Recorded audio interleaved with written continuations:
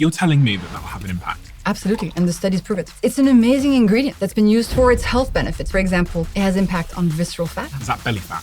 Yeah, it's the fat that's really bad for you. Yeah, you're not supposed to do that, Stephen. Oh, gosh. The glucose goddess is back. Jessie Inchauspé is a biochemist and best-selling author. With a focus on nutrition and glucose management, She provides simple, science-backed tips to improve our health. 80% of the population have glucose spikes every single day. And that's when problems start happening. From mental health to acne to faster aging, infertility, and PCOS, which is one of the leading causes of infertility in women. And the problem is we're in a situation where the food landscape is so toxic, and most of us just eat sugar and starches. But they're literally made up of glucose molecules. Is there any such thing as good sugar? No. So even all the fruit that we find today in supermarkets is not natural. Some people believe that if the sugar is coming from a fruit, for example, in a fruit smoothie, that's good sugar, but that's a total lie. And your body doesn't differentiate whether the sugar is in a fruit smoothie or the sugar is in a chocolate cake. Are there any foods that have surprised you when you tested them? Yes, I think the biggest ones are... Wow. This begs the question then, is there a healthy way to consume sugar? So these are 4 hacks that people can implement in their lives, and you're able to reduce your glucose spikes while still eating what you love. And you took these hacks and did an experiment. Yes, and 90% of people reduce their cravings, really significant impacts on sleep, hormones, mood, on diabetes. And it says roughly 40% of people who wanted to lose weight did in fact lose weight. Yep. So what are the hacks? The first one is... this is a sentence I never thought I'd say in my life. We've just hit 7 million subscribers on YouTube, and I want to say a huge thank you to all of you that show up here every Monday and Thursday to watch our conversations. From the bottom of my heart, but also on behalf of my team, who you don't always get to meet. There's almost 50 people now behind the Diary of a CEO that work to put this together. So from all of us, thank you so much. We did a raffle last month, and we gave away prizes for people that subscribed to the show up until 7 million subscribers. And you guys loved that raffle so much that we're going to continue it. So every single month, we're giving away money can't buy prizes, including meetings with me, invites to our events, and £1,000 gift vouchers to anyone that subscribes to the Diary of a CEO. There's now more than 7 million of you. So if you make the decision to subscribe today, you can be one of those lucky people. Thank you from the bottom of my heart. Let's get to the conversation. Jessie Inchauspé, the glucose goddess. We spoke 2 years ago, and in that time, I feel like there's been a real glucose revolution, much of which has been led by you. Your books have sold millions and millions and millions of copies around the world. Your conversations online have millions and millions and millions and millions of views, more than I could possibly count. What's going on with glucose? The thing is, glucose has always been incredibly important to our health, but it's been going on behind the scenes. But now, with the technology that we have, glucose monitors, new science, we're actually able to get a real good handle on it and understand our diet through that lens. So most of us, Stephen, have unhealthy glucose levels. To give you an example, 1 billion people in the world have either type 2 diabetes or prediabetes. 1 billion. And that number is increasing every single day. And then in people who don't have any health issues, up to 80% of the population still has glucose spikes every single day. And this leads to lots of symptoms, from mental health problems to fertility to acne to faster aging. Glucose is really important, and I'm really happy that we're talking about it more. What have you been surprised by how much people have woken up to glucose sugar? Yeah, definitely. I think even the word glucose, people used to know blood sugar, but now the fact that people know what glucose is makes me quite happy. That's the scientific way to refer to blood sugar. It's surprising, but the thing is, like, I'm on the inside. I'm working every single day to make sure people know what glucose is. So it's like, you know, when you put the frog in the water and then you slowly boil the water, you know that image? And the frog doesn't notice the water is boiling. That's how I feel, because I've been doing this for 5 years now. So I can tell now, if I compare today to 5 years ago, there's been a huge shift. But I've been looking at it every single day, day by day, and the increase has been very gradual. How do you define yourself? There's this sort of name you go under, the glucose goddess, but professionally, if someone says, what do you do? How do you define that? I say I'm a biochemist. Okay. I'm a biochemist, passionate about sharing science in a fun, accessible, sexy way. That's what I like to do. These CGMs, continuous glucose monitors, that everybody seems to be wearing these days, they're much of the reason people, I guess, know you, because you post these incredible graphs on your Instagram showing the impact of the things we on our glucose levels. Yeah. I want to start there. When I eat something sweet and full of sugar, there's a spike in my CGM, so my continuous glucose monitor. Does the spike mean that something bad is going on in my body? Kind of, yeah. So I'll go just one step back. There's lots of different categories of foods, but there are two that impact our blood sugar levels. It's starches, so that's bread, rice, pasta, potatoes, oats, and sugars, so anything sweet from an apple pie to an orange juice. These two categories of foods, they're literally made up of glucose molecules. So when you eat them, they break down into individual glucose molecules, and the glucose molecules arrive into your blood. If you eat a lot of starches and sugars at once, a lot of glucose molecules are arriving into your blood, and that's what you see. That's the spike you see on your glucose monitor. Now, these spikes have a few different consequences. You know, having a few spikes here and there is not a big deal, but if you have really big spikes, which I think most of us are discovering we have, even if we don't have diabetes, that's when problems start happening. And there's basically three processes that take place in your body when you spike. It's chronic fatigue of your mitochondria, aging, glycation, and then insulin release. And I can go into detail into these, but these are what underpin all the negative consequences of glucose spikes. So start with that first one. Okay. The mitochondria. So there's these little factories in your cells that are in charge of making energy. You must have learned this at school. You know, the mitochondria is the factory of the cell. These little mitochondria are constantly trying to make energy for your body. And they turn glucose into energy. So you give them glucose through food, they turn it into energy, and then your brain uses the energy, your heart to pump, your ears to listen, your eyes to see. Your whole body uses this energy. And so you might think, okay, I want lots of energy, so I should give my mitochondria lots of glucose. That's the logical conclusion you might come to. But that's where it completely collapses. See, biology is a bit weird. Take the example of a plant. Do you have any plants at home? I do, yeah. Okay. Are you able to keep them alive? My cleaner does a great job of keeping all of them alive. I have a super hard time. But the reason I'm bringing up plants is because you know that plants need some water to live.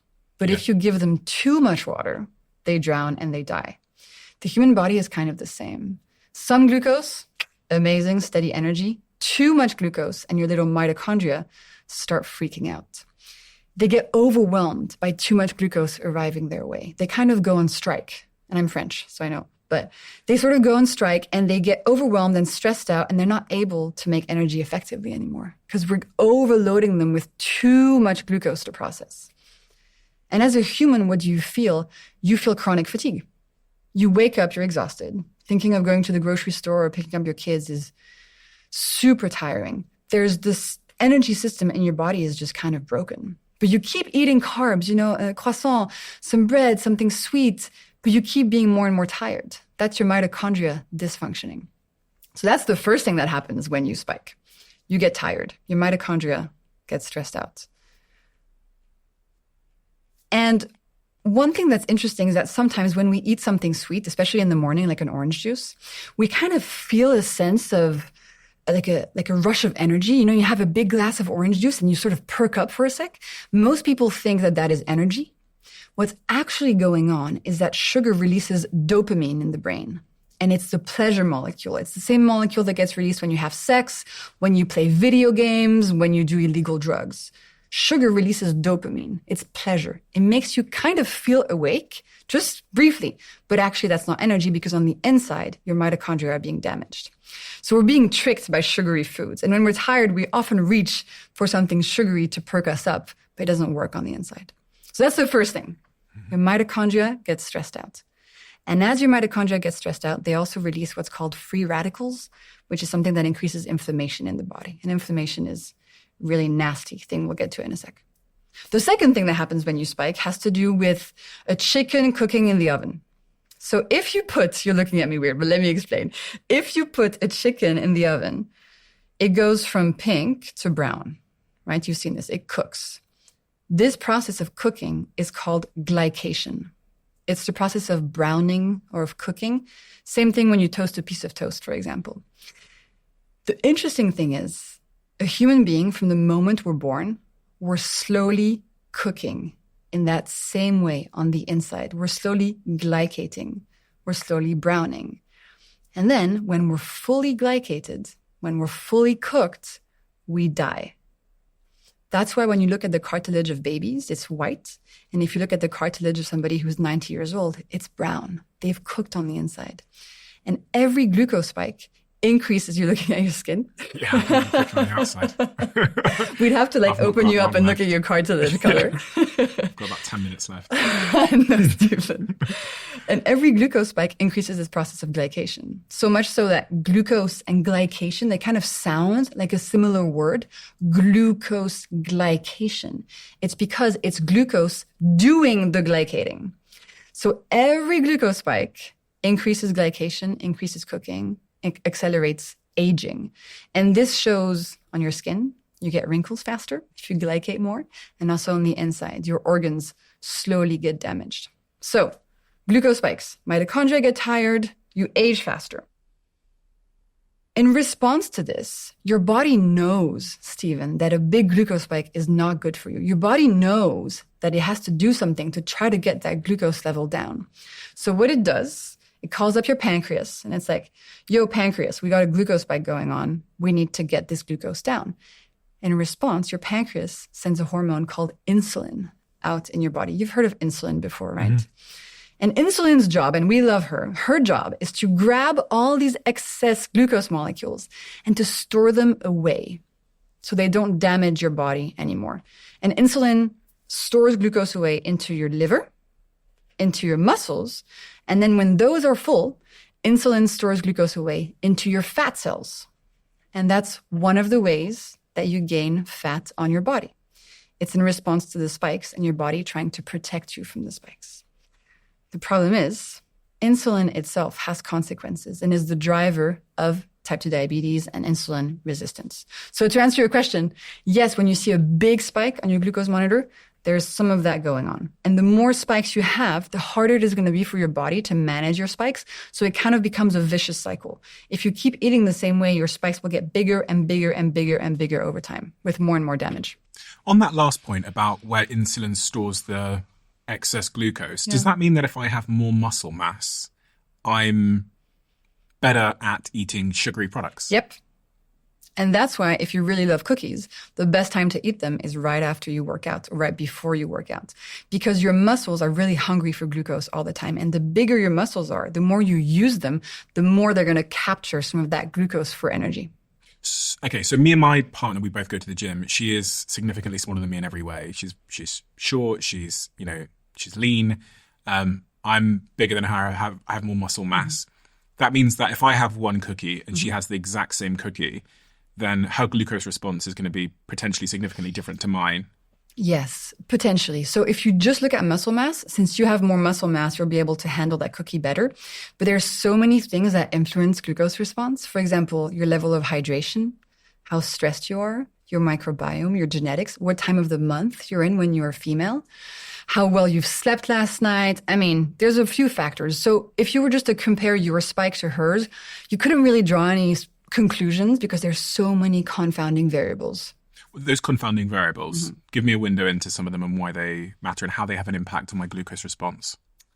So I think muscles is a really good example, right? If two people eat the same exact cookie, the person with more muscle mass is going to potentially see a smaller glucose spike because their muscles are going to absorb more of that glucose and faster.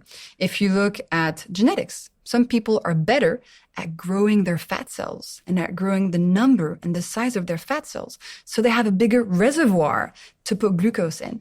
People of South Asian descent, for example, they tend to have a harder time putting on fat cells. And as a result, their glucose spikes tend to be bigger because they don't have that storage unit that they can access and increase the size of. Does that make sense? Yeah. Are there any foods that you have been surprised at when you've tested them? Because this is one of the really shocking things that I discovered when I wore a continuous glucose monitor, is I would eat some things that I've been eating for a long, long time, and they would cause a spike. And I was like, what? I thought that was healthy. Yeah. But what are those things, I guess, for the surprising ones? Yeah, the surprising ones, not just for you, but for people that message you and go, oh my God, Jessie, I've been lied to about my tomato ketchup. Okay, I think the biggest ones are honey and grapes. Okay. So grapes first. You think it's a fruit. It's healthy. It's natural. It's good for me, right? Well, actually, all the fruit that we find today in supermarkets is not natural. It is the product of human breeding for thousands and thousands of years to make them extra sweet, extra juicy. In the same way that humans have been breeding dogs from the time of the gray wolves into chihuahuas and golden retrievers. These are not natural types of dogs. We've bred wolves into these dogs. Fruit is the same thing. We've bred species of fruit to make these beautiful grapes without any seeds and just this little pocket of sugar. And so a grape, when you look at it, actually, it's just a big dose of sugar. It's in the fruit format, so people think it's good for them. But actually, when it comes to your glucose levels, it's just big glucose spike. So those are really surprising. All fruits?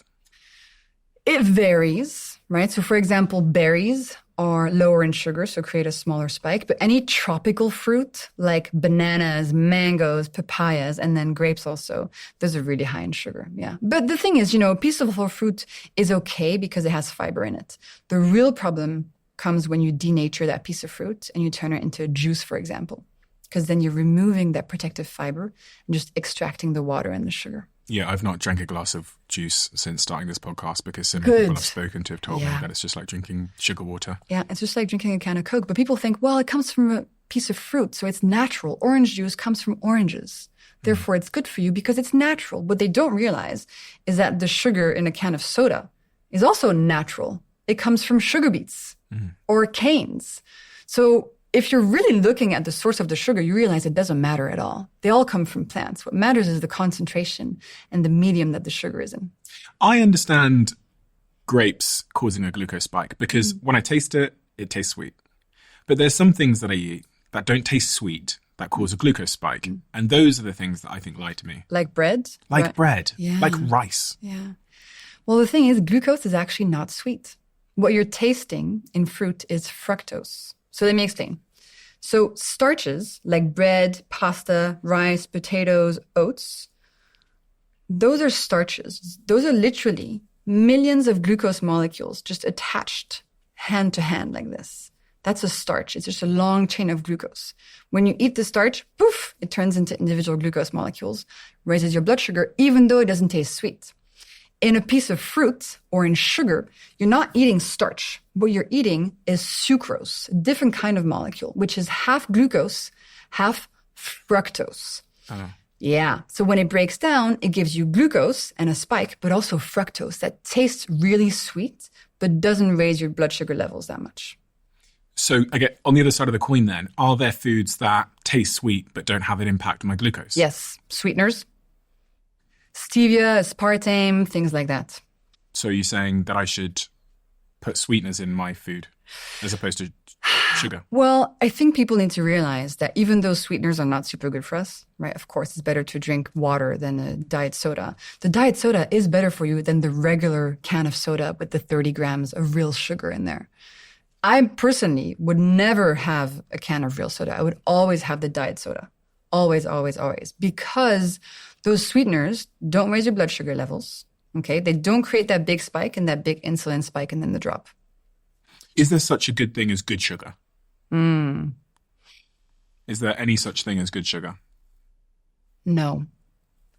People often believe that if the sugar is coming from a fruit and is for example, in a fruit smoothie that they might have in the morning, that's good sugar, but that sugar that's in a cake is bad sugar. So people tend to compare these two and say, oh, well, I'm having a fruit smoothie that's good for me, but oh, that chocolate cake would be bad for me. That's a total lie. It's all the same molecules. The molecules in that fruit smoothie and the molecules in that chocolate cake are the same. It's sucrose. It's the same stuff. And your body doesn't differentiate whether the sugar is in a fruit smoothie or the sugar is in a chocolate cake. So all sugar is the same. Even, honey, agave, maple syrup, all these things that have these health halos because of marketing, it's all the same molecules. So I recommend that people just have the sugar that they like best. Don't think that one is going to be better for you than the other. And have all sugar as dessert. So that fruit smoothie, that's also dessert. It's not super healthy because it comes from fruit. It's just like the chocolate cake. And is there such a thing as good sweeteners and bad sweeteners? Yeah, so there's a few categories. So the ones that seem to be really fine for us are stevia, monk fruit, and allulose. The ones that have been linked to quite a few health issues are aspartame, maltitol, sucralose. So, for example, aspartame, you usually find it in soda, Whereas stevia, you might buy a little packet at home and put it in your tea. That being said, the aspartame is still better for you than the real can of Coke with the 30 grams of real sugar. So stevia is something that I shouldn't be. No, stevia is good. Yeah, you shouldn't be too concerned. Do you use stevia? I don't put any sweeteners in anything. I don't put sugar in anything either. So I'm trying to stay away. When we have coffee, it's just black coffee. You don't even eat chocolate? Of course, chocolate, maybe not so much. Maybe that's not my thing. But what's your sweet thing? Carrot cake. What's your sweet thing? Oh, chocolate. I love chocolate. Like my favorite is like chocolate ice cream with a chocolate brownie and chocolate sauce and chocolate sprinkles. Anything chocolate. That's not very glucose goddess. Well, here's where you're wrong, Stephen. Okay. I'm actually not anti-sugar. What are you talking about? No, I love sugar. I eat sugar, I eat carbs all the time, but I want people to know what I know, which is how and when to eat those things. That's the end of the podcast. Thank you so much for coming. It's really, really great to see you again. No, but seriously, we need to learn how to eat these things because they're so delicious in a way that's less bad for our health. It's not about cutting them out. That would be a diet. I'm not pro diets. I'm pro knowledge. And I want to make sure people are not having sugar and dessert for breakfast. Sweet cereal in the morning and orange juice. That's dessert. Anyway, I'm all about just trying to empower people with the information so they don't get trapped by these marketing lies. Are we meant to be eating the amounts of sugar that we eat, though? Because, are we meant to be eating any sugar? What does our sort of evolutionary history tell us about our relationship with glucose? I think fruit is something we're meant to be eating, but the fruit that used to exist was less sweet and harder to digest and more fibrous. And then in terms of starches are totally fine to eat. The problem is today, most of us just eat sugar and starches. We've completely lost touch with the nice proteins and the organ meats and the fiber and the healthy fats. We're in a situation where the food landscape is so toxic and is so just starches and sugars that people are getting sicker and sicker and sicker. And it's addictive and it's cheap. So we're in a very difficult situation. And that's the situation that, the GLP-1s are trying to solve.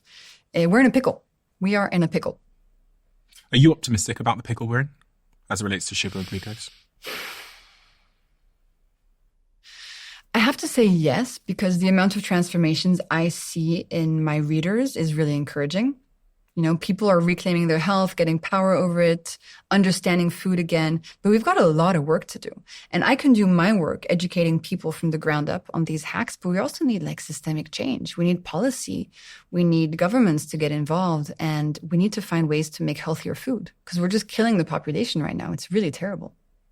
So talking about some of the consequences of a high glucose diet. One of them you mentioned earlier when we were talking about glycation is aging. Has anyone ever done any research to prove that a high glucose diet is associated or correlated with increased or accelerated aging? I mean, yes, because we see that the people who eat the most sugar get the most diseases.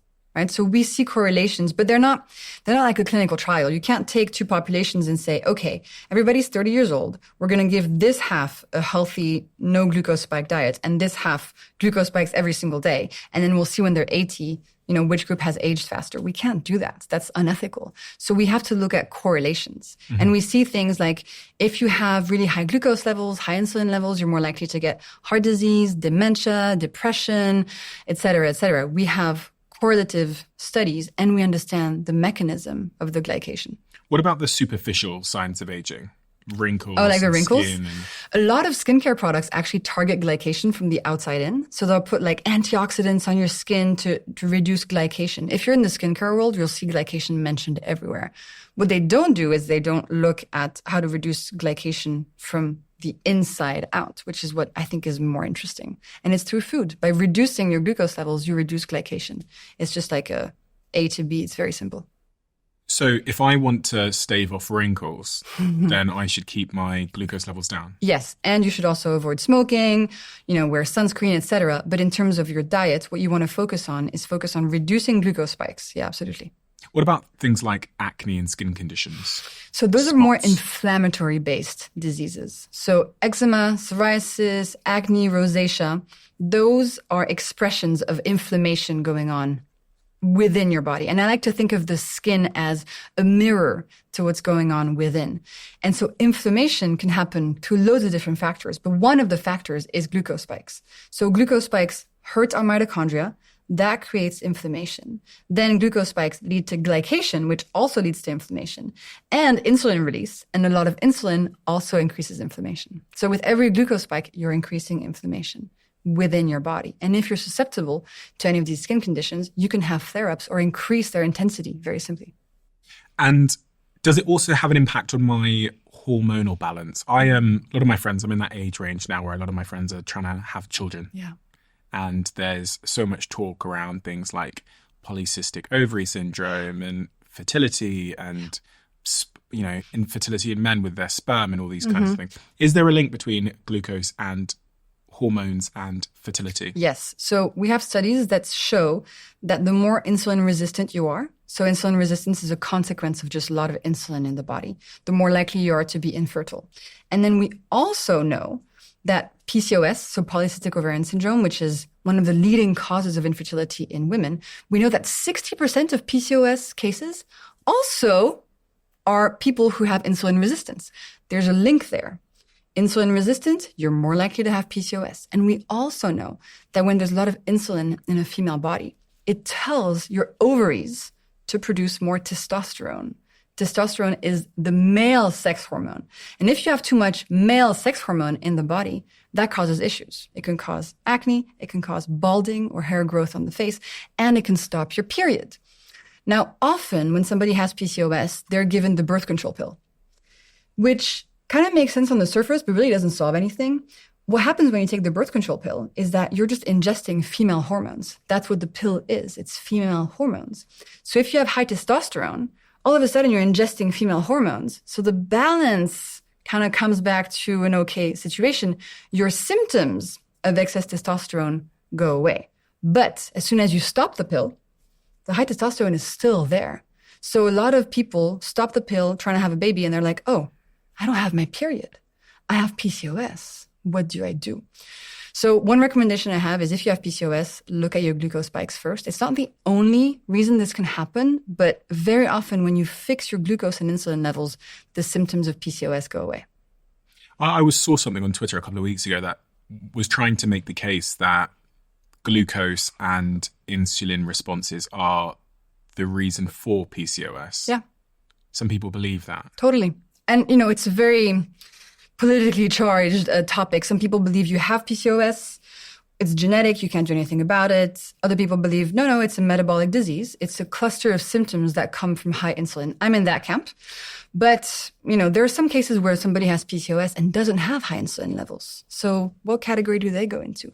The thing with PCOS, Stephen, is that it's not a real condition. It's like a cluster of symptoms. So some people could have PCOS and have cystic ovaries and balding. Somebody else could have PCOS and have, missed periods and hair growth on their chin. So it can take different forms. So I think we're starting to understand there are variations of PCOS, and some are in the insulin-resistant category.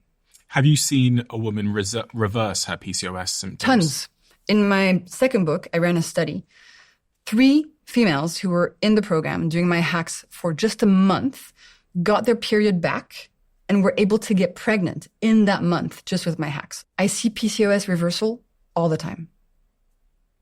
So these hacks that you say those 3 women used to help reverse their PCOS symptoms, what are the hacks? Oh, the hacks. What are the ones that they did? So the ones they did were savory breakfast, vinegar once a day, veggie starters, and moving after eating. And these are 4 hacks that are the 4 most important ones of my 10 hacks that I've put together in the 4-week method, that second book. And if you do these hacks, you don't actually have to change anything else that you're eating. You don't have to cut out anything. You just add these in. I like to see them like little fairy godmothers that you have in your pocket and you just put throughout your day like this.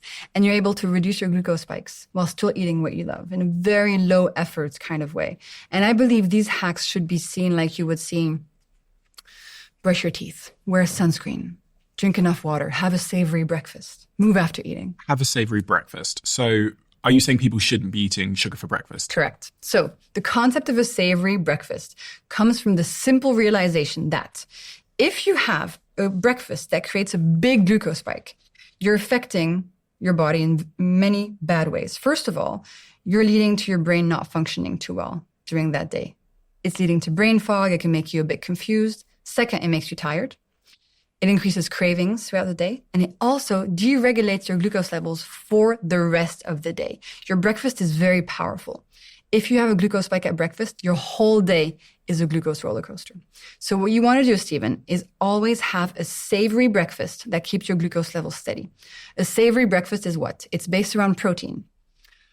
Eggs, fish, meat, tofu, nuts, dairy, protein powder, dinner leftovers, okay? Protein. It's really important to have protein in the morning.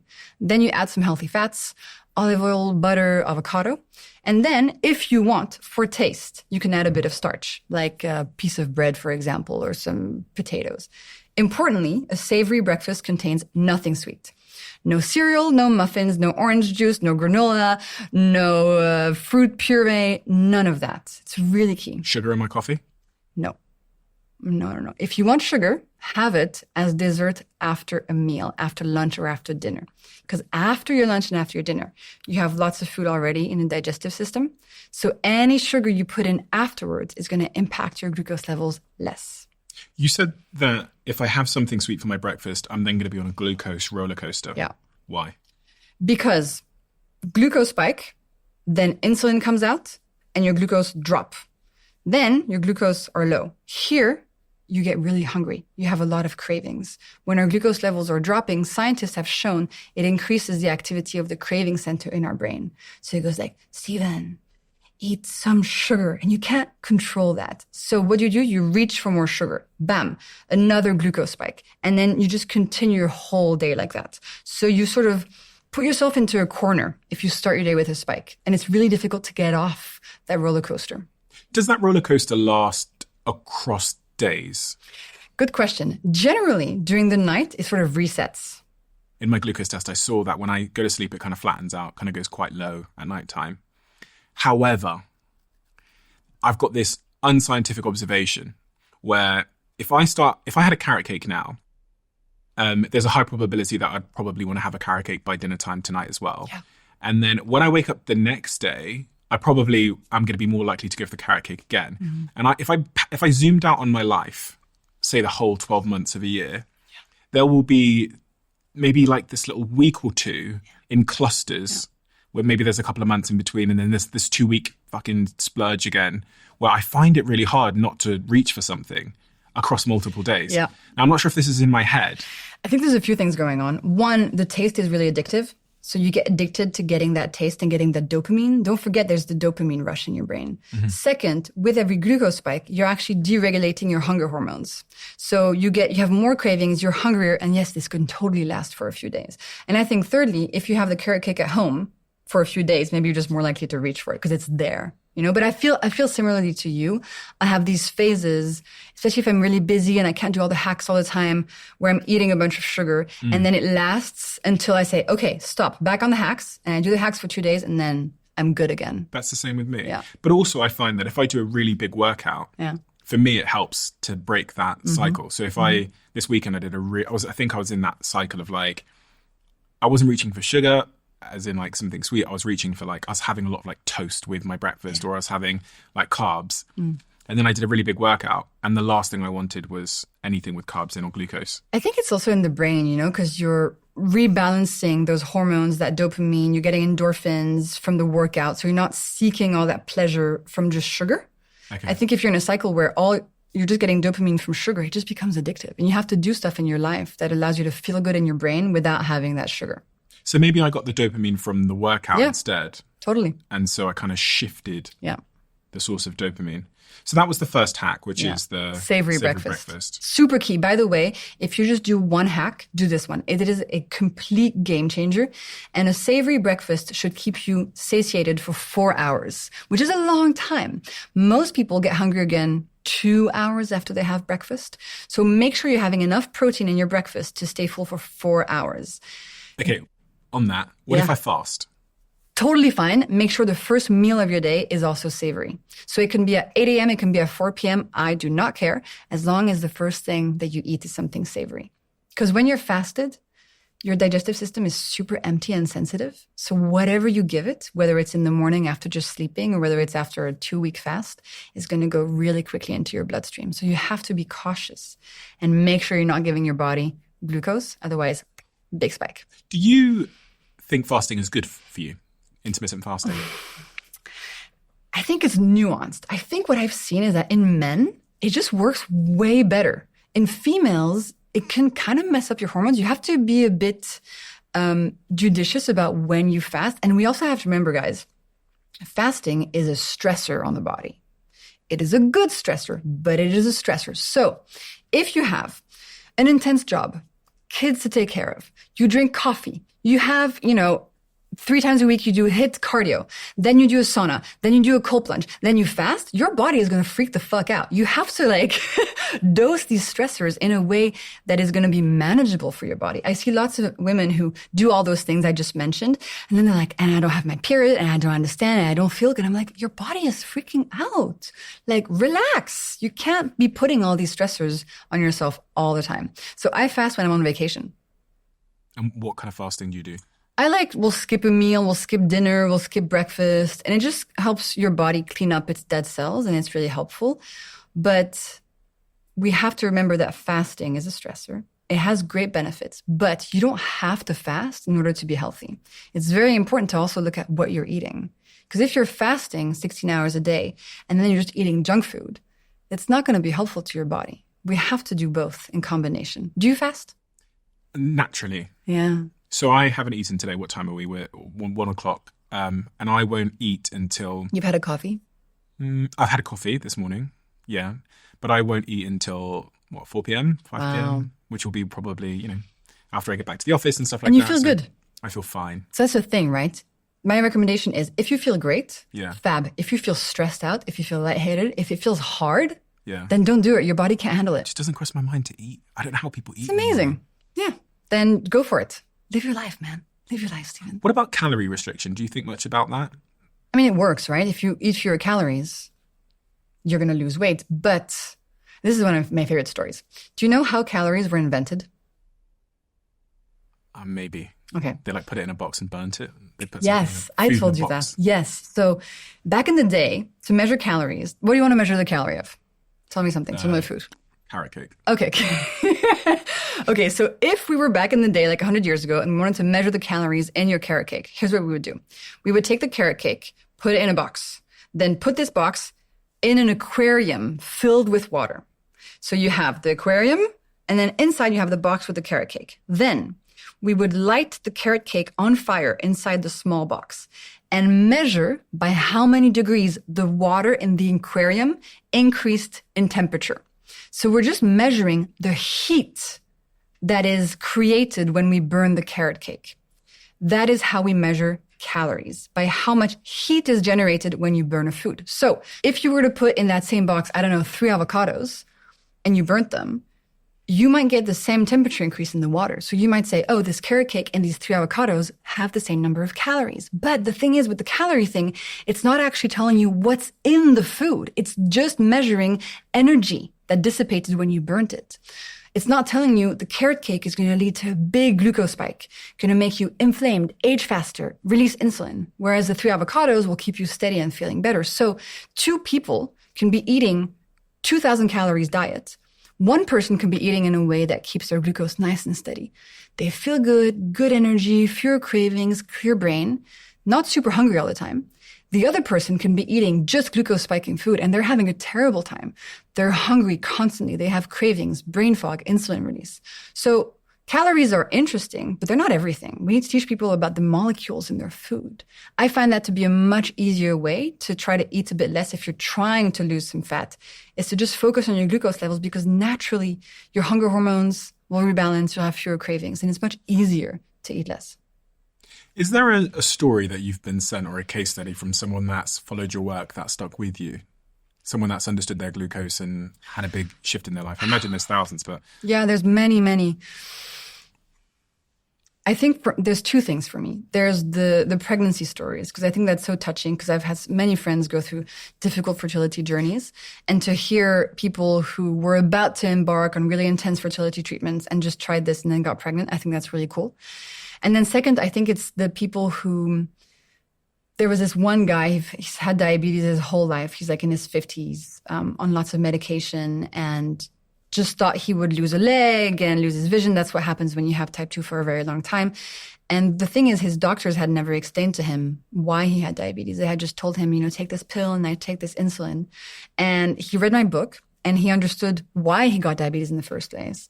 And he did the hacks. He was able to reverse his type 2 diabetes in 1 year. All his doctors were like, how did you do it? Doctors don't often have this kind of information. And then he sent me a long message saying, now I'll be able to see my grandkids' wedding, and I really thank you for that. It's so cute. I mean, we're all stuck in this vicious cycle of having this toxic food around us that's making us sick, but not understanding how to get out of it. And everybody wants to be healthy. That man, he was eating stuff that he thought would be good for him. He was eating like the low-calorie rice cakes and the fruit smoothies and the low-fat yogurts and all these things, trying to be healthier. But if you don't have the right information, you can't actually make a change. What would you say to parents? It's really interesting, because I've had the experience of watching a lot of early parents over the last couple of months, and they care so much about their kids just eating something that often they'll give them something that is high in glucose. Does it matter? Because sometimes people look at kids and go, well, they're a kid. They'll kind of, it won't have an impact on them. They'll kind of grow out of it. Yeah. Well, we'll make sure that they eat healthy later. We just need to make sure they eat something now. Listen, we used to think type 2 diabetes was a disease reserved for adults, and now 5-year-olds get it. It's very important to help your kids eat well so that they set up their body in a healthy way. One thing that I hear is, yeah, Jessie, I know I should be giving my kids eggs in the morning, but they just keep begging for the cereal and I can't say no. They won't let go. I have to give it to them. And I say, what if they were begging you for cigarettes? Would you give them the cigarettes? Like, you don't actually have to give your kids this food.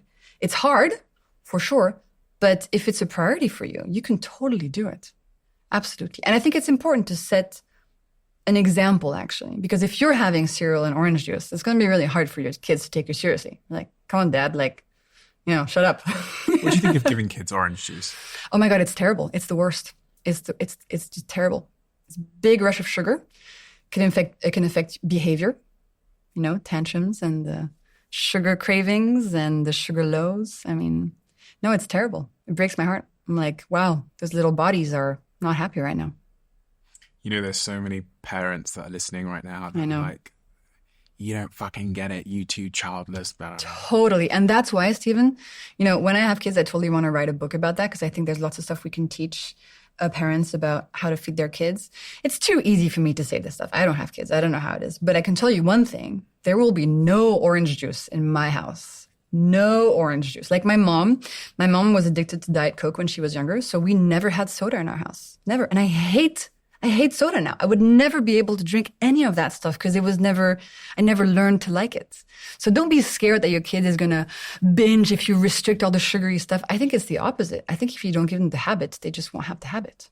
I do agree. We didn't have many sweet things or fizzy drinks or anything in the house. And I think as a kid, I was resentful, because you'd go to school and you'd see those things. So you'd lean towards them and you'd love them at school. But frankly, as I've grown older, I'm completely cool with just drinking water all the time. And that's partly because that's what we had in the house. Yeah. So my relationship with water is pretty strong. I feel you. But one thing that parents do tell me is that when they do the glucose hacks and they manage their glucose levels, they're able to be more zen around their kids and sort of, stay a bit more centered when their kids are freaking out or asking about something a lot. Their mood is steadier, so they can actually make better choices for the whole family, and they have a bit more stamina.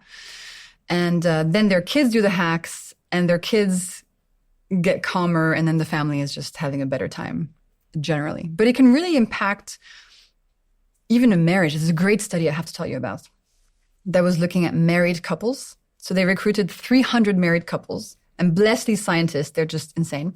So they recruited 300 married couples. They gave each person in the marriage a voodoo doll representing their spouse.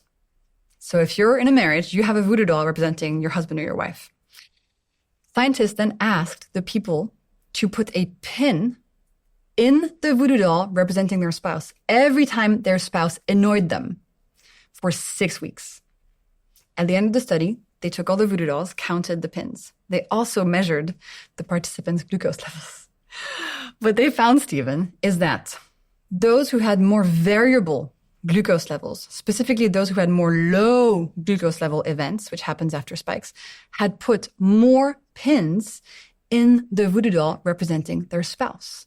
So their glucose levels seemed to be linked to how irritated they were with their partner. And then the scientists speculated that this had to do with a neurotransmitter called tyrosine.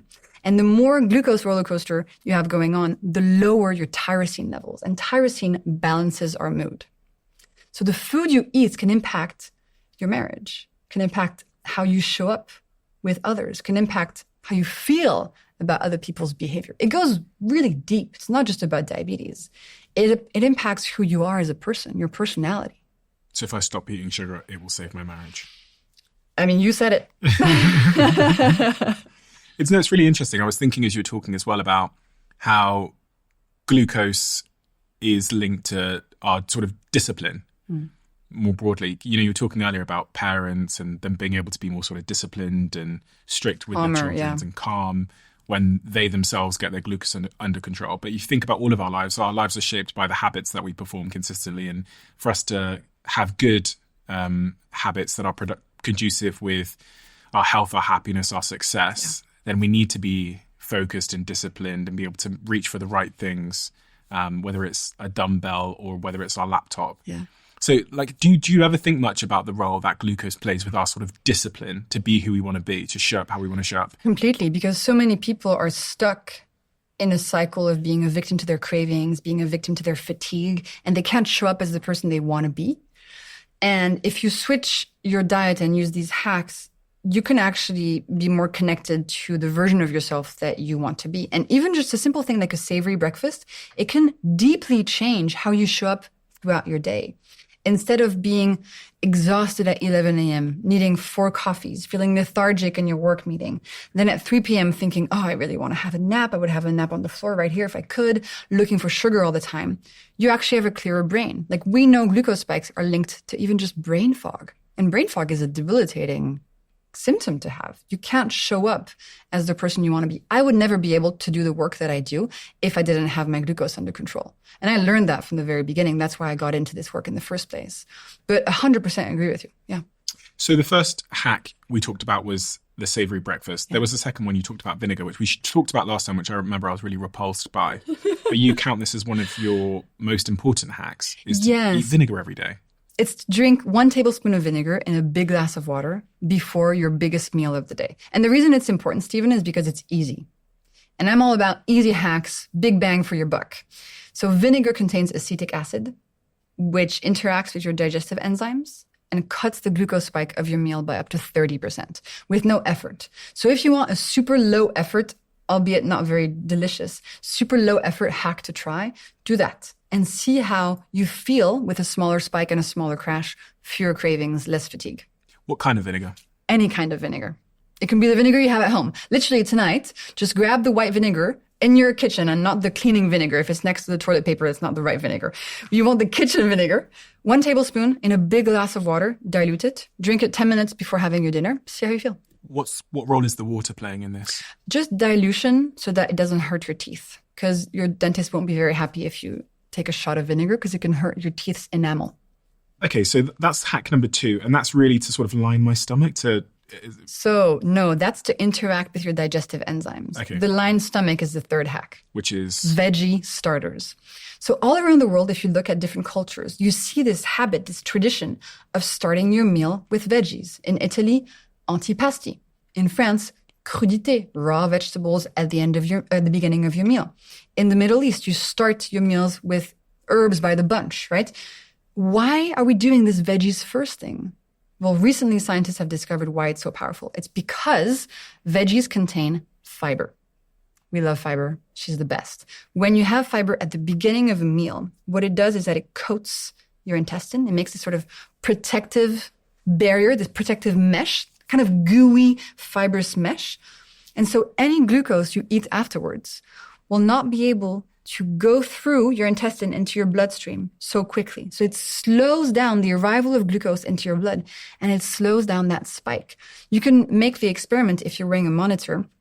Just have a small plate of, carrots or spinach or broccoli or cherry tomatoes or whatever veggie you like before a meal, and see how much smaller your glucose spike is. You stay fuller for longer, have fewer cravings, and you're helping your body from within too. And the fourth one you mentioned was moving after you've eating. eaten. Yeah. So after eating, use your body and your muscles for 10 minutes. You can clean your apartment, go for a walk with your dog, dance to a few songs. If you're at the office, you can do calf raises under your desk like this. So you just sort of push up onto the balls of your feet, up and down for 10 minutes. Nobody will see. And your calves contain a muscle called the soleus muscle, which is really good at soaking up glucose. But it's what we were talking about earlier, Stephen. Your muscles are really effective glucose dumps. And the more you use them to contract, the more they're going to soak up glucose from your bloodstream to use for energy. So that's the 4 hacks. Savory breakfast, vinegar once a day, veggie starter once a day. You can also combine those two and do like a vinegar dressing on a veggie starter, and then moving after eating. And then when you want to get pro, you go to all my other hacks. People talk about being in a food coma after they've eaten. Yeah. Which is, the antithesis of what you're saying. Absolutely. After Food coma is like a combination of brain fog and fatigue, right? And what's going on there? Well, I think there's a lot of things going on, but one study that's really interesting shows us that in rats, when you create lots of big glucose spikes and when you monitor the activity of their neurons in the rats, scientists noticed that the more glucose spikes they had, the slower the speed of the signal between their neurons. So their brain was literally slowing down. The information was going more slowly throughout the brain, and they theorized that in humans, this could lead to brain fog. So you have glucose spikes linked to brain fog, and your mitochondria becoming exhausted from big glucose spikes, potentially making you really tired, 90 minutes after eating. With the hacks, food coma reduced significantly, so you can actually do stuff after eating instead of just lying down and not being able to get up. And you took these hacks and you did an experiment, right? On page 7 of your book, The Glucose Goddess Method, you talk about this 2,700 person pilot experiment that you did in 2019. Yeah. Which of the hacks did you use for this experiment, and what did you find? So it was these 4 hacks. So it was a 4-week experiment. Week 1, you start your savory breakfast every day. You do that for the 4 weeks. Week 2, you add in vinegar once a day. You continue for the rest of the 3 weeks. Week 3, you add veggie starters. And week 4, you add moving after eating. You don't have to change anything else about what you're eating. I'm not cutting out sugar. I'm not telling you to not drink alcohol. I'm not telling you to not drink pasta. I'm just asking you to add these 4 hacks in and see what happens. And these people were from 110 countries. Yeah. I recruited them online through Instagram. Between the ages of 20 and 70 years old. Mm-hmm.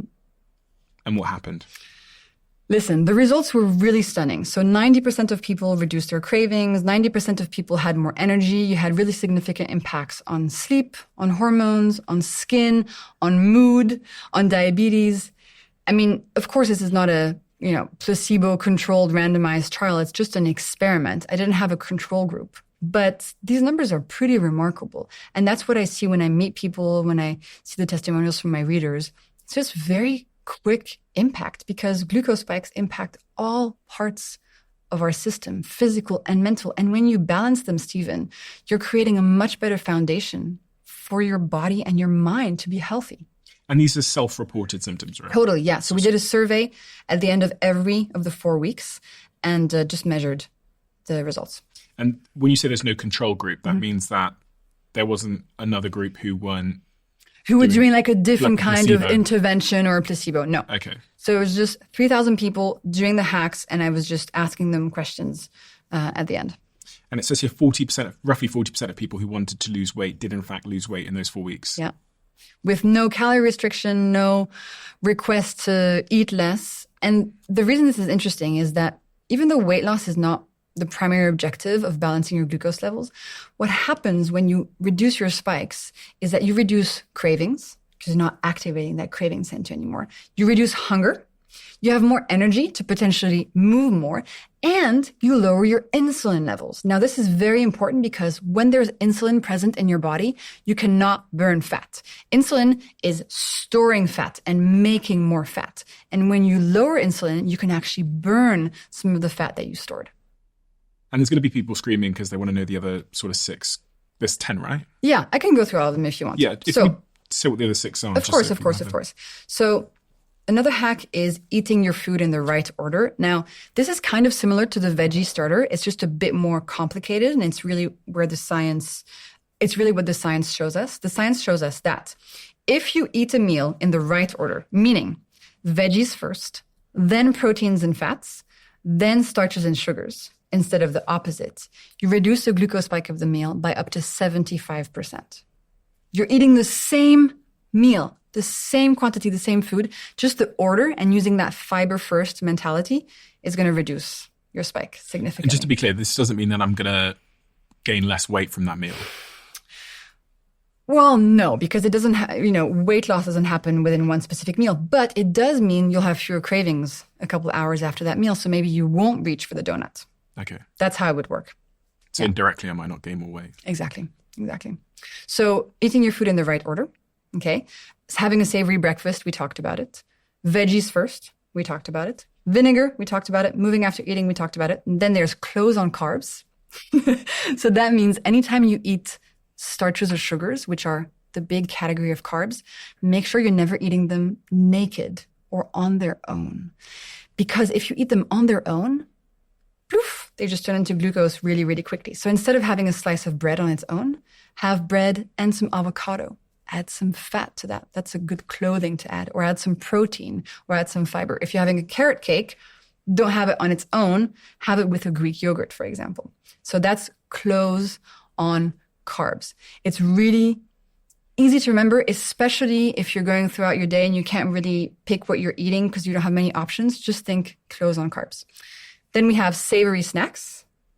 So during a day, if you want to have a snack between meals when your stomach is empty, try to have something savory that won't increase your glucose spikes instead of having something sweet. Then another hack that we kind of touched on is if you want to eat something sweet, have it as dessert instead of on an empty stomach. So if I want a cookie or a carrot cake, I will make sure to buy it in the morning if I know where I want to get it from, and then have it as dessert after my lunch or after my dinner. So I'm not removing any of the sugar from your life. I'm just showing you how and when to eat it so it will reduce the glucose spike. And then we have always eat your fruit whole. Never juiced, never dried, never smoothied, only whole to have that protective fiber in there. Thinking about your Instagram, you post these photos of glucose spikes with in response to different foods. How do you trial that? Is that... Oh, great question. Are those your spikes? Yeah, those are my spikes or the spikes from somebody on my team. But it's really important to note that these spikes are just illustrating studies, trials that have been done by scientists around the world. So for example, I'll find a clinical trial showing that vinegar before a meal reduces the glucose spike. It's been shown at scale with a placebo, proper clinical study. And I'll just make an example with my own data to illustrate that scientific study. And that's why if you swipe on my post, you'll see my graph and then the study that I mentioned or in the description of the post.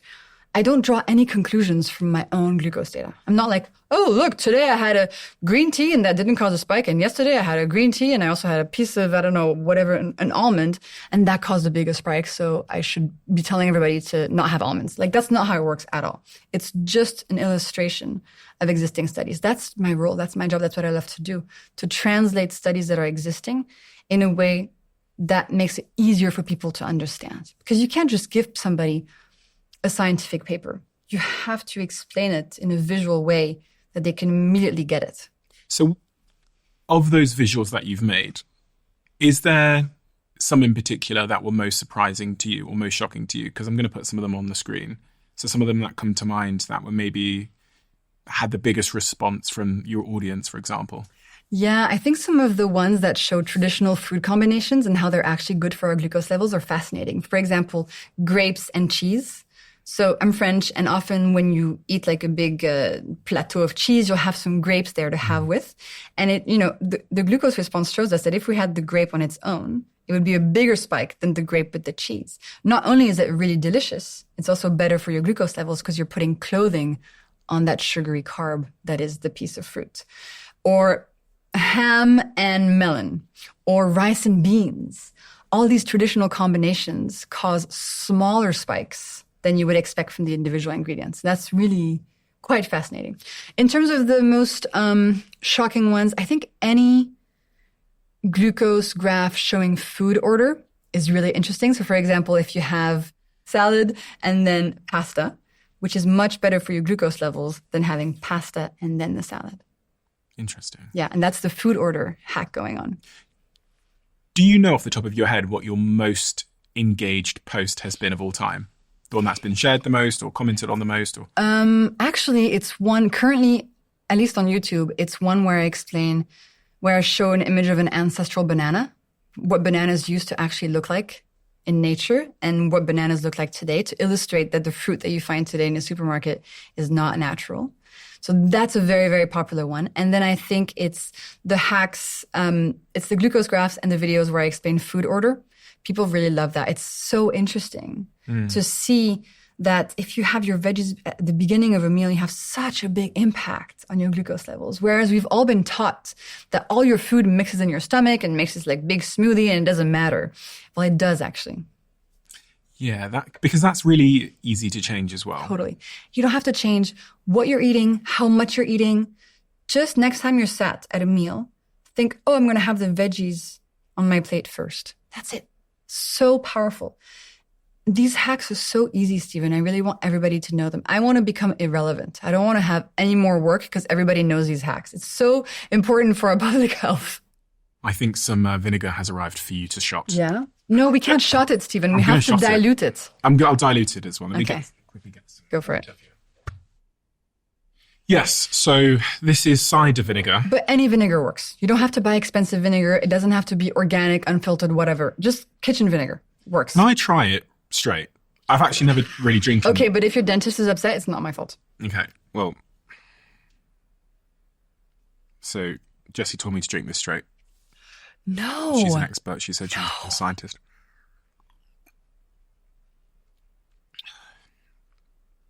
Oh, gosh.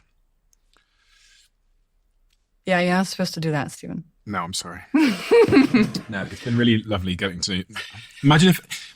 But it's not that bad, but it's not something that I would do for fun. Yeah, but also if you want to have vinegar straight, you need to get higher quality vinegar. There's some vinegars that taste really, really good. But in our case, we're just trying to get the acetic acid, and we don't need high quality, expensive vinegar. We can just do like really cheap vinegar. And we just put 1 tablespoon. This is a good hack if you have a parent that has diabetes and they don't want to change anything about their lifestyle. Just get them to add this before their meals when they're eating carbs, and you'll see a good impact on their glucose levels. Okay, so I'm mixing it like this. You didn't put much in there. I put a tablespoon. It's a tablespoon.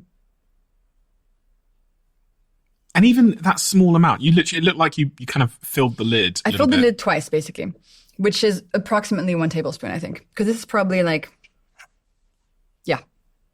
this is half a tablespoon, I would say. Okay. I've done this before. And now you can't taste anything. You're telling me that will have an impact? Absolutely. And the studies prove it. I can't taste anything. Yeah. Maybe because I just had the big shot. Yeah, I think so. That's probably why. But Totally, Stephen. I even meet people on the street or like my readers and stuff, and they'll show me that in their purse they have a little bottle of vinegar they take with them. It's super easy. And I was very skeptical, and I think everybody was super skeptical about the vinegar thing until the studies were widely read. It's an amazing ingredient that's been used for millennia for its health benefits, but now we understand how it works. It has impact on visceral fat, on cholesterol levels, on glucose, and on insulin levels. It's a magical ingredient. It's super cheap, so have some vinegar. But be very careful. Now, a lot of big brands are jumping on this and are making vinegar drinks that have sugar in them. So you want straight vinegar. You don't want anything that has even a tiny bit of apple juice or sugar. Straight vinegar. You said visceral fat. Yeah. Is that belly fat? Yeah, it's the fat between your organs. It's the fat that's really bad for you. So you can have fat that is sort of on the outside of your body, and you can grab it. Mm-hmm. You can grab it and you can really pinch it. Speak for yourself. No, I totally have some nice fat here that I can grab. Yeah. So this fat, I can grab. Yeah. Visceral fat is underneath my muscle layer. And you would know if somebody has visceral fat if they have kind of a big, hard belly. Okay. Have you ever seen that? Yeah. And they just but if you touch it, you can't make it into a roll. That's visceral fat. That's between your organs, and that's really bad for you. So vinegar helps. Of course, this is not a magic solution that's going to fix all your issues and, prevent a ton of diseases. It's a good ally to have. And I'm all about little allies you bring with you, gentle giants you have throughout your day that are going to help you get to health in an easy, manageable way. So if I have that glass that you've just made for me, which basically I can't taste the vinegar in because it's been diluted by water, and then I eat something, remind me again of the impact that will have on my glucose spike. So it'll reduce your glucose spike by up to 30% and your insulin spike also by up to 30%. The way it works is that you have these little scissors in your stomach, like miniature scissors called enzymes. Their job is to chop up the starches and sugars and turn them into individual glucose molecules. It's a part of your digestive process. These enzymes do this job. Vinegar will temporarily inactivate some of those little scissors, essentially slowing down how quickly the glucose arrives into your bloodstream. It's all about velocity. We're all about trying to reduce the speed of arrival of glucose into your bloodstream. That's the key. So vinegar is a really effective way of doing this. One of the things that I read online as well about glucose, and again, this is like conspiracy theories that are knocking around. I read, this is a variation of the tweet. I'll read it out. It says, sugar in a baby's brain is called ADHD.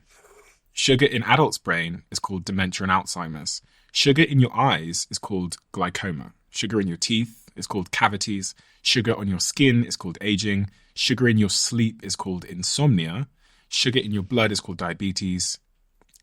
Sugar on Wall Street is called $1 billion industry. Boom. I get the point. Yeah. I think sugar is definitely one of the main drivers of all these things, but there's other stuff going on, of course. But I like that. I think the Alzheimer's one is really interesting to talk about. There's a study that has followed people for 30 years, and they found that people who had elevated glucose levels in their 40s were more likely to get Alzheimer's when they reached 60, 70, 80. So having high glucose levels at midlife is a risk factor for Alzheimer's when you're older. Not only that, but scientists have started to see that some of the things you see in the brain of someone with Alzheimer's are actually similar to what you see in the body of somebody with diabetes, namely inflammation, glycation, and insulin resistance. So much so that some scientists call Alzheimer's type 3 diabetes of the brain.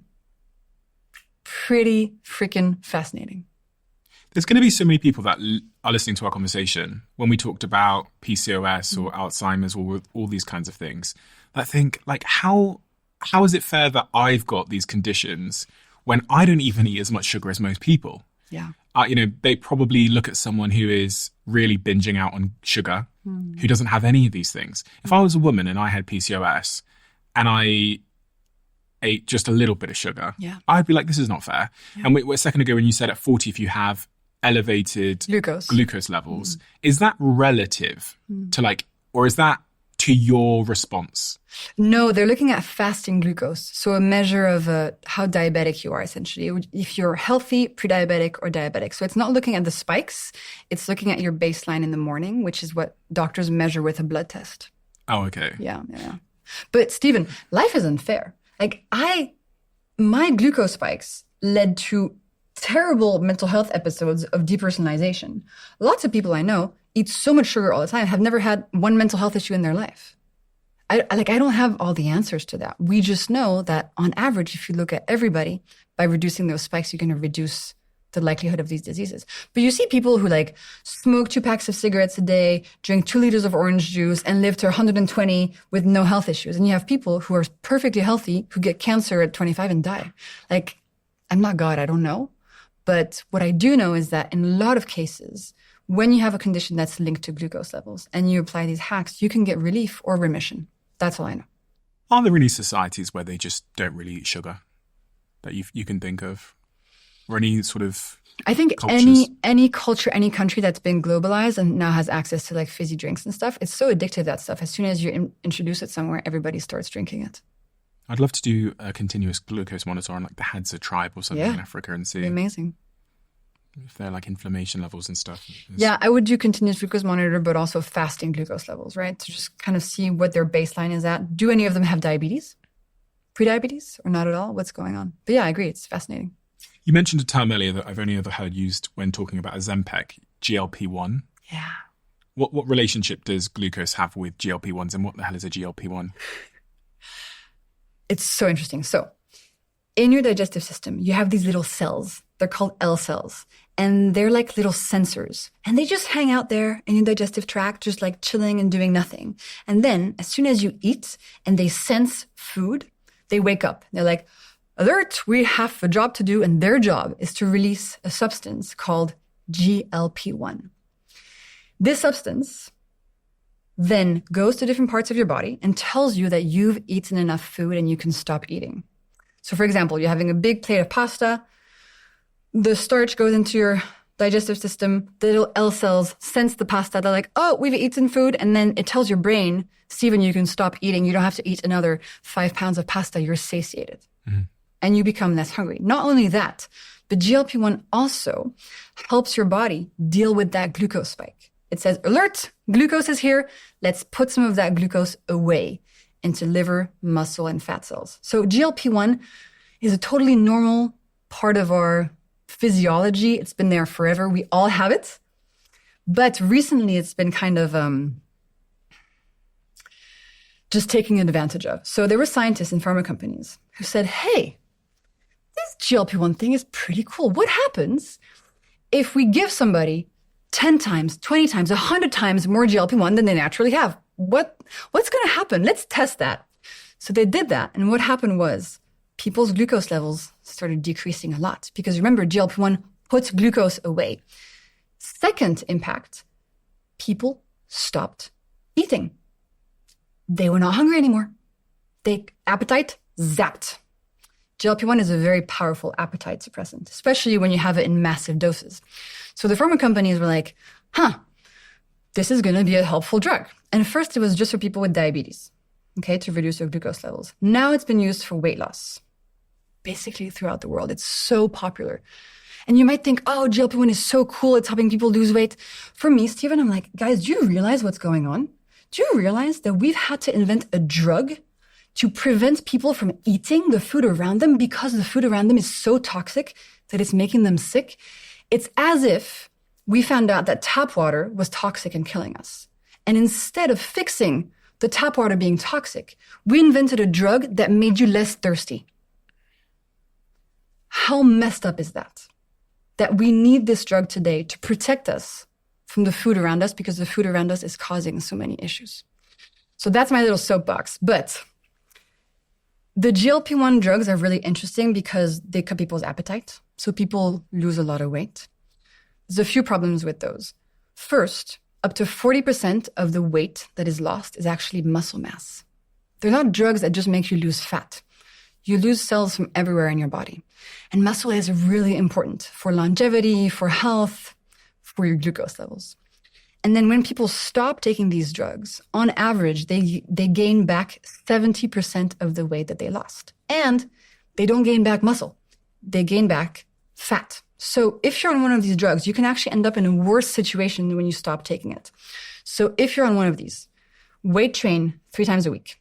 Eat a lot of protein to make sure you're not losing too much muscle mass. And I see this everywhere. Some people, they just need this stuff because they're so stuck in a cycle of not having access to good food and in a cycle of crisis, essentially. Their body is really broken, they're really sick, and they just need a way out. But to me, it's wild that we got to this point. Are you saying that you're not a fan of people taking Ozempic, or are you saying that you're not a fan of the environment that has caused the need or rise in Ozempic? I'm not a fan of the fact that we today need this to save people's lives because the food system is so toxic and messed up that the only solution is to stop people from eating the food around them. What's the solution, though? Is the solution you're proposing that the government regulates food more?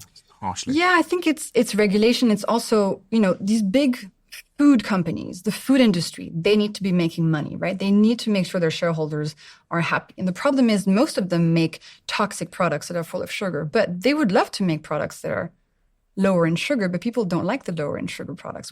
It's just like a systemic issue we have to all fix together. We either have to say, okay, all food companies, nobody's allowed to put more than X amount of sugar in any product ever. And then we have to educate people and tell them, hey, anytime there's sugar in a product, that's dessert. That's not real food. We have to give people access to food. So many people live in food deserts and all they have is soda and processed frozen meals. It's a global, complicated problem. I don't have the answer to it, but I'm hoping that people are waking up and trying to make change happen. I was listening to a conversation this morning, funnily enough, in the shower. And in part of the podcast, they said there was one of the hosts who was trying to frame it as this kind of like sugar conspiracy theory. Yeah. And it's like processed food conspiracy theory where like Big Pharma are like all in on it. And there's like these evil people in this like tower or whatever. And then it was rebutted by the other host who basically made the case, which I kind of believe, that actually it's not necessarily this big conspiracy theory. It's really a case of incentives, like commercial incentives. And he explained that one of the leading soda brands that we all know and drink, probably the most famous in the world, they basically ran a study where they put different amounts of sugar into their drink to see what sold the most. Yeah. And the scientists there put like 30 grams in, 40 grams in, 50 grams, 60 grams in. Some people loved 30 grams, some people loved 60 grams of sugar. But the thing that resulted in the highest sell-through of this drink that we all know of was like 42 grams of sugar. So that's what they went with. Absolutely.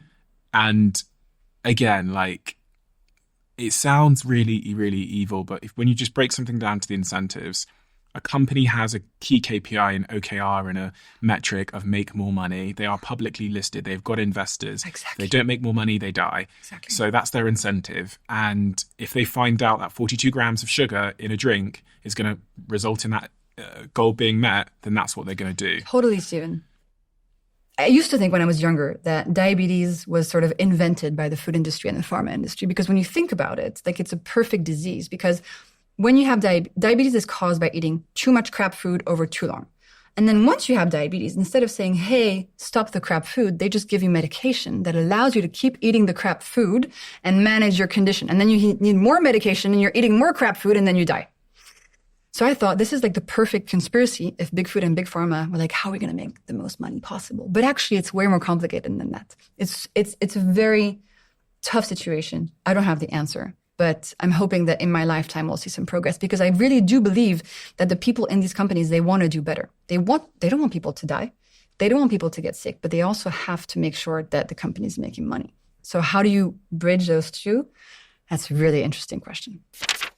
I don't know how to say this to you in a way that you're going to understand, but Perfect Ted is banging. I'm an investor in the company. I drink it every day. The whole team drinks Perfect Ted every day. We have a Perfect Ted fridge in the office. Here's why I like Perfect Ted. Typical energy drinks used to give me these crashes. And as a podcaster, the last thing you want to do is be crashing in a conversation. The founders of Perfect Ted wanted to create an energy drink that wouldn't create that horrible crash cycle that many of us go through. So they used matcha as the energy source. And somehow they also made it really, really delicious. They've just come out with this new flavor called Juicy Peach. And it is banging. If you try Perfect Ted's Juicy Peach and it's not banging, feel free to get in my DMs and cuss me out. You can pick it up at Tesco's or Waitrose, or you can get it online. And here's a secret that you've got to keep to yourself. I'm going to give you 40% off Perfect Ted, just so you can try Juicy Peach yourself. Go to perfectted.com and at checkout, put in the code DIARY40. I'm going to leave that up for some time, not forever. That's perfectted.com and then use code DIARY40 at checkout. When you try it, make sure you tag me on Instagram and say, Steve, you were right, it's banging. You are going to want to hear this message from a brand sponsor. Spoiler. Someone's going to have the opportunity to win £10,000. You've heard me ask over 300 guests about their purpose. You've heard me ask them what is your why and how they're building their lives and businesses around it. But how are you building yours? If you're not living according to your own why, you're probably living according to someone else's. I designed the manifesto method with Adobe Express to help people, especially business owners, reconnect with their values. A lot of people, including myself for most of my life, aren't clear on what our why is, but we all know that it's so important because it's the North Star, it's our compass, it's our guide through this chaos that we call life. Click the link in the description to find an introduction to this method and some easy-to-use templates to create your own personal manifesto. I'll select my favorite to receive £10,000 and an invite to an exclusive event with me. Your why done your way, and I'm excited to see it. What about menopause? Interested in this. I've talked a lot on this podcast about menopause. Yeah. But is there any link between glucose spikes, and menopause? Yeah. So unfortunately, once you go through menopause, your glucose response to the same food becomes higher. So your body is less good. I know you're making a sad face. I know it's difficult. Your glucose levels naturally increase. Your glucose spikes naturally increase. What I have found in the studies, which is interesting, is that in females going through menopause, when you reduce the amount of sugar in the diet and reduce their glucose spikes, you do get some relief from your symptoms, whether it's insomnia, hot flashes. You do see that food can impact how bad of a time you have when you go through this process. Have I depressed you? No, so I've got the hacks. I kind of understand the impact that glucose is having on my body now. I guess it's funny because there's a whole spectrum of people that listen. There's some people that listen to this that will be on one side of the spectrum where they're really struggling with sugar. Maybe they're clinically obese and maybe they just can't get out of that roller coaster, those cravings. And it's probably somewhat emotional. Yeah. There's probably some kind of trauma there or something. Maybe there's a genetic predisposition or whatever.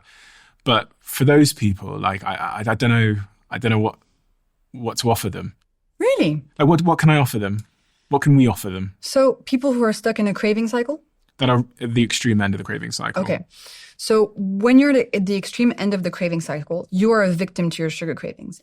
Throughout the day, you'll be like, I need sugar, you go grab it, right? Yes, this can be due to emotional factors, but also it probably means that you're on a big glucose roller coaster. It means you're activating that craving center in your brain multiple times every 2 hours.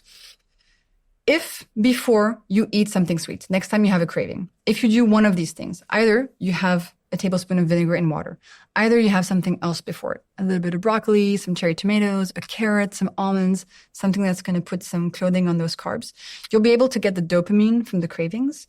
You'll be able to get the dopamine from the sugar, but with less of a spike and less of a crash. So less activation of the craving center in your brain. And if you do this throughout the day, you're going to feel a little bit less urge for that sweet food. I don't think we can say these people are not going to benefit from studying their glucose levels. I think that would be misguided. You must have so many people that message you, though, that have just tried and tried and tried and tried. Yeah. Listen, for some people, like, they just can't do it. It's just hard for them. You know, they're in a difficult economic, social, relationship situation, and they just can't do the hacks right now. Maybe they'll be able to in a year. But most people who try and who are able to get their hands on savory breakfast ingredients, on vinegar, on some veggies, they see really good impacts. And that's what drives me, really.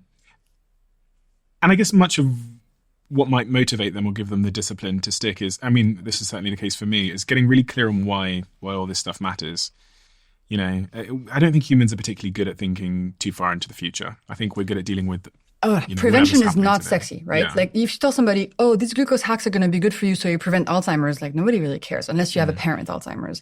But this stuff, not only does it help you long term, but even just forget about that. It will help you feel better today, have fewer cravings for sugar today, have more energy today to go and get your to-do list done, sleep better tonight. That's the stuff that motivates people. And it's easy, Stephen. It's easy. Savory breakfast, vinegar, veggie starter, movement. It's easy and you feel the impact immediately, so you want to keep going. And on that point of today, if I'm doing a podcast episode and I'm sitting here for 3, 4, 5 hours sometimes for somebody, do you recommend that I avoid glucose before I do the podcast to Yes. make sure my cognitive performance, my articulation? 100%. Yes. Studies show that when you have a big glucose spike for breakfast, before you do a cognitive task, you are not as good on the cognitive task as if you have steady glucose levels. Because your brain also uses glucose for energy. And so it feels the ups and the downs and the inflammation and the glycation. If you want to really fuel your brain, have a nice savory breakfast. Or eat nothing if you don't feel like eating. Well, you said that my brain uses glucose for energy. So if I have a massive bowl of sugar right before this conversation, isn't my brain going to be like, No, it's like your mitochondria. It's like the plant. Some glucose, steady supply, good. Too much glucose at once, stress. Stress in your mitochondria, stress in your body. Too much water at once in the plant dies. You want to make sure the supply is nice and steady. The variation is what causes issues. you gave me this blue tube that's in front of me. What is this? It says anti-spike formula. I can't even pronounce it. That's not English. Oh, did I give you a French? You gave me a French one? Okay. In English, it should say, makes the glucose spike of carbs and sugar up to 40% smaller. What is it? Okay. It's so for anybody that's just listening on audio, it's this little jar of tablets, little capsules. Yeah. On each capsule, it says anti-spike. Half of the capsule is green. The other half of it is this sort of like beige color. And it's got a powder in each capsule. There's 60 capsules in this little jar. Mm-hmm. What is it? This is just me putting some cutting edge science into capsules so people can use it. So there have been two big scientific realizations that I wanted to share with people. The first one has to do with GLP-1. So you know those little cells that are sensing food and that produce GLP-1 in your body that I was mentioning? Nice. There's a molecule in lemon. Look at me. Look at you, Steven. Who would have thought? Who would have thought? Look at us. There you go. The glucose goddess himself. Drinking vinegar in this hand, anti-spike formula in this hand. We're going to live forever. You're going to live forever. We're going to live forever. I really want to live until like 150, mostly because I want to see if they find aliens. Anyway, that's a sidebar. So, do you know what meme I just did then? Do you recognize it? Where that guy's, I think, is it Hot Ones? And they're like, look at us, look at us, look at us. Who would have thought? Look at that. You're perfect, Steven. I'm so proud of you. Wait. So I want to tell you this because it's really cool. So, you know lemons, they're really yellow. Yeah. Okay, so the reason they're yellow is because of this substance called eriocitrine. It's an antioxidant. It's really good. Eriocitrine has been discovered by scientists to be really good at increasing the amount of GLP-1 your little L cells make. So on the one hand, you have like extreme pharma drugs giving you way too much GLP-1. And then on this side, you have natural stuff that can naturally increase GLP-1, which helps your glucose levels, your cravings, and your satiety. So this lemon molecule, eriocitrine, if you have enough of it, it's going to increase the amount of GLP-1 your cells produce. The thing is, Steven, you need to have a lot of it. You need to drink like 1.5 liters of lemon juice per day to get enough to impact your cells. Or you can extract it and you can concentrate it. And that's what I've done and put into anti-spike. So this is a really cool natural molecule that I want people to have access to do the natural GLP-1 increase. So this could lower my glucose spike by up to 40%. So the lemon extract doesn't do the glucose spike. It does the GLP-1 thing. The other thing that I've put in anti-spike is an extract from mulberry leaf. So mulberry leaf contains a molecule called DNJ. Super cool molecule. When you have it before a meal, it goes and it interacts with those little scissors I was telling you about that vinegar acts on, and it prevents up to 40% of the glucose in your meal from being absorbed into your bloodstream. So it just cuts by 40% the glucose absorption. Just the glucose. It doesn't cut the vitamins, the protein, the minerals, nothing. So I've put these two amazing scientific discoveries into this bottle with the best quality extracts, etc., because they were not on the market and I wanted people to have access to them. Again, you can just do the food hacks. You don't need this. But if you want supplement help, don't go for berberine, don't go for vinegar capsules. This is what you need. What is the most important thing we haven't spoken about that you think we should have? There's a new study that I wanted to mention on depression, which I think is really interesting, that has followed people for 10 years. So it followed 300 people. None of them had insulin resistance or depression at the beginning of the study. And insulin resistance, as I explained, is just a consequence of lots of glucose spikes over a long time. They followed these people for 10 years. They found that in the people who developed insulin resistance within those 10 years, there was almost a 2-fold increase in the development of major depression as well. So insulin resistance is correlated to major depressive disorder. Not saying it's causing it, but for me, the connection between glucose and mental health is truly fascinating. And as you know, and we discussed on our previous episode, that's the reason I got into this in the first place. And seeing more studies come out like this, linking the two, I think we're going to learn so much in the next few years. I mean, I think as you were saying that, I was thinking about, if I have a high glucose diet, then it has a ton of downstream consequences, one of which is like my sleep is going to be terrible. If my sleep is terrible, I'm probably going to be more likely to be depressed. Yeah, absolutely. Do you think much about sleep and glucose? Has anyone ever? I do, yeah. There's some studies showing that if you go to bed after dinner that has caused a big glucose spike, you're going to have less restorative deep sleep. And for me, if I go to bed with a big glucose spike at dinner, in the morning I wake up and I'm so hungry. It's always like inevitably, if my dinner causes a big spike, I'm hungry as soon as I wake up, like gargling hunger. So I think sleep and food are more related than we think. And then if we're tired, our glucose spikes will be higher the next day, which means we'll have more cravings. Because if your body's tired, it can't manage glucose as effectively. In fact, another study I want to mention, which is really cool. So you're a coffee drinker now. Mm-hmm. Coffee in some people causes glucose spikes, even black coffee, because of the stress response. Have you ever seen a glucose spike from coffee? I've not looked. Okay, then then let's hope you don't. But in some people, it causes a spike, especially in people who feel a bit jittery and anxious when they drink coffee. Here's the study. It showed that if you're tired and you didn't sleep well, you should drink your coffee after your breakfast instead of before. And it can cut the glucose spike of your coffee by up to 50%. And also, I think it makes sense from a cortisol standpoint. If you're exhausted and you just have a bunch of coffee first thing when you wake up, it might be a lot for your body to handle. So even black coffee can cause a glucose spike? Yeah, in some people. Yeah. In some people. In me, it never caused it. Didn't prevent me from becoming way too addicted to coffee. But in some people, it causes a spike. Yeah. Have you stopped drinking coffee, did you say? Yeah. 31 days ago. I'm like tracking the days. Really? Yeah. Why? Yeah. Because it was a habit that I was dependent on, but that didn't serve me. And I knew this for years. Every time I had a coffee, I then didn't feel so good. And I was like, why did I drink that coffee? The crash is really intense for me. My brain is very sensitive to stuff. So it would just make me have a bit of brain fog. I would not think super clearly. But yet every night when I went to bed, I would be dreaming about my flat white in the morning. And it was something I really wanted to solve. And I don't know why, a month ago, I was drinking coffee. I was like, that's it. That's the last one for a while. And then I didn't have one the next day or the next day. And then after 5 days, you just don't even want it anymore. And what have you noticed since you've stopped drinking coffee? It's so much easier for me to fall asleep at night. Like I just get in bed and within 10 minutes I'm asleep. Whereas before I would think and be in bed and just, think about stuff, have lots of thoughts and just spend an hour awake, essentially. And then my brain works better. I don't have those big bursts of energy where I would get super productive and like get all my shit done. But I feel more consistent throughout the day and I feel more like myself. I think that's the biggest part. And I feel proud of myself for having done this. I know it's not a huge deal, but for me, it meant a lot. I've been trying to drive this coffee conspiracy for so long and no one will take it. What's the conspiracy? I just think it's hailed as this like superfood and this super drink that really has no impact on us other than if we drink it past 12 o'clock, then it's going to impact our sleep because the half-life of it is 12 hours.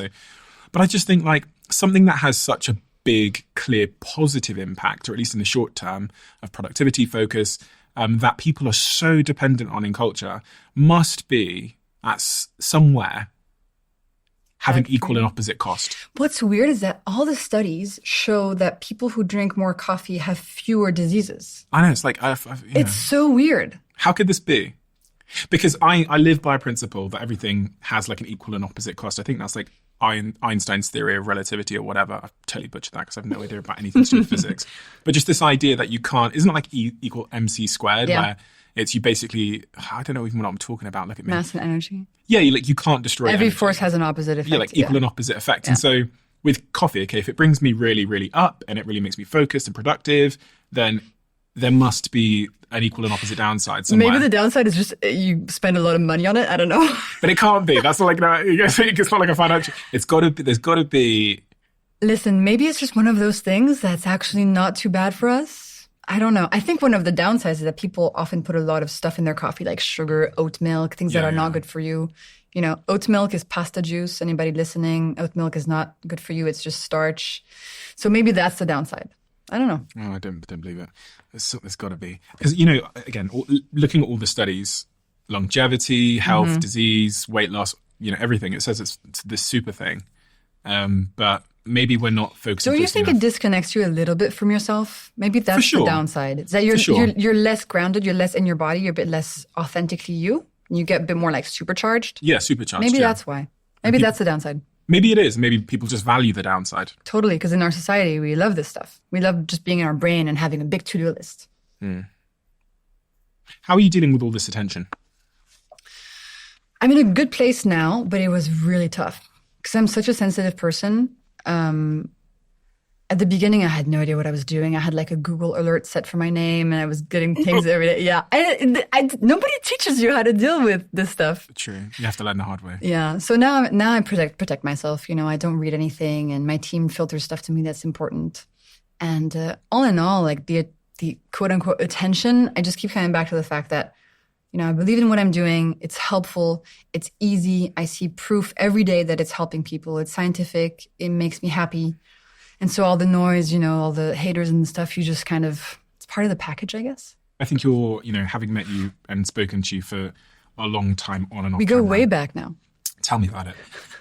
You are one of the most well-intentioned, pure, wonderful people I have ever met. And in fact, when I saw that we were having this conversation today, I think oftentimes it's a good gauge of the person because I was really just excited. It was like expansive knowing that you were coming here because you're such a beautiful soul and human. Oh. And so anybody writing bad things about you, I just think just doesn't understand who you are as a person. And that's okay. We forgive. Thanks, Stephen. It's so kind of you to say. We have a closing tradition on this podcast where the last guest leaves a question for the next guest, not knowing who they're leaving it for.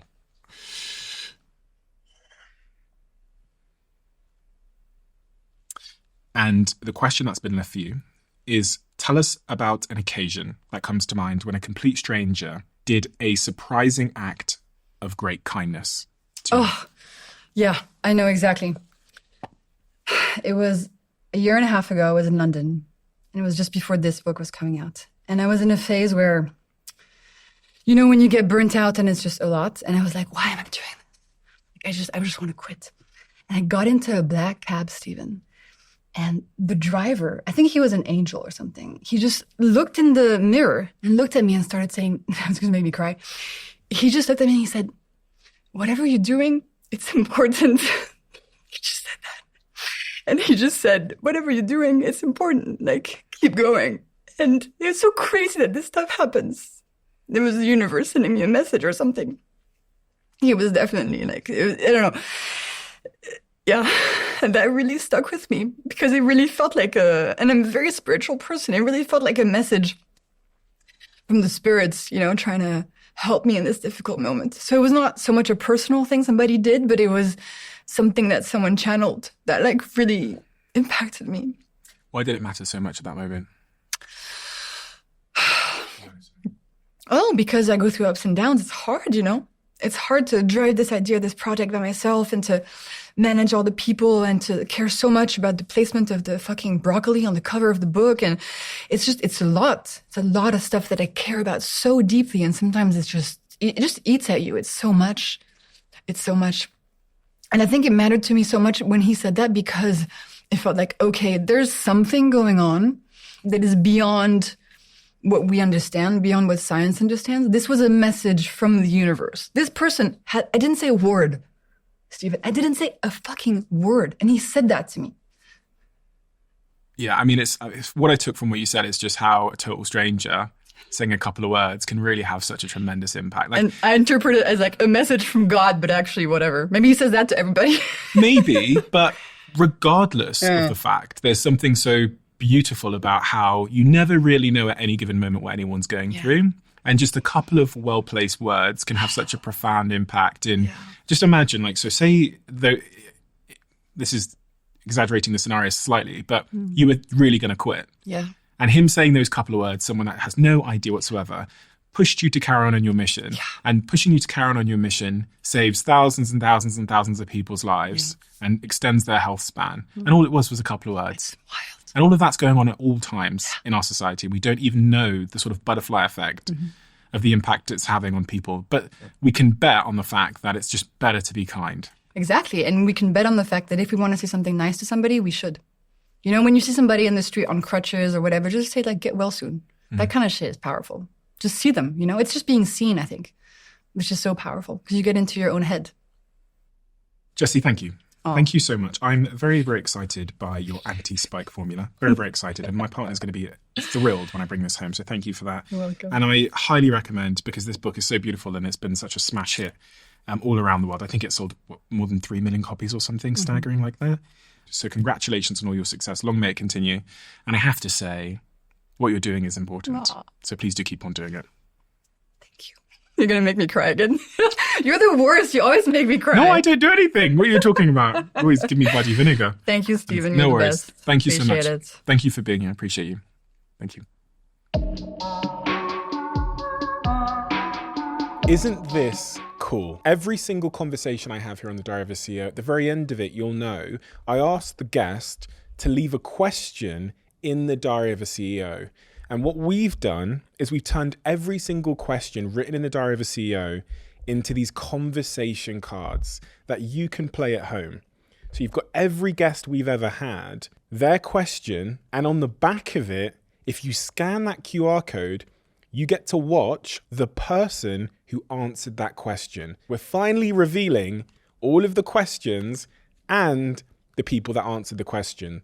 The brand new version 2 updated conversation cards are out right now at theconversationcards.com. They've sold out twice instantaneously. So if you are interested in getting hold of some limited edition conversation cards, I really, really recommend acting quickly.